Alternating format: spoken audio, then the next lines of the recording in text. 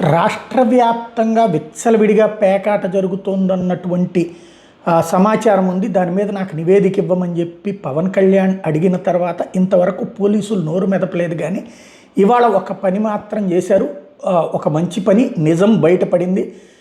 ఉమ్మడి కృష్ణ, గోదావరి, గుంటూరు జిల్లాల ప్రముఖులు ఏలూరు జిల్లా మ్యాంగో బే కల్చరల్ రిక్రియేషన్ క్లబ్లో పేకాట ఆడుతూ ఉండగా పట్టుకున్నారు. 80 కార్లు స్వాధీనం చేసుకున్నారు. 150 మందిని పేకాట రాయల్లోని అరెస్ట్ చేశారు.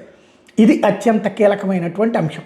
క్లబ్లో తెలంగాణ వాళ్ళు కూడా వచ్చి ఆడుతున్నారు. ఆంధ్రప్రదేశ్ హైకోర్టు ఉత్తర్వులపైన mango bay cultural and recreation society నడపబడుతుందంటూ ఓ పెద్ద పోస్టర్ కూడా పెట్టారు. అక్కడ ఏది బ్యానర్ కూడా పెట్టారు వాళ్ళు. ఆ కోర్టు ఆర్డర్ ఏముంది? జూదం లేకుండా సరదాగా ఆడుకోమంది. జూదం అంటే డబ్బులతో పేకాట ఆడటం నిషేధం.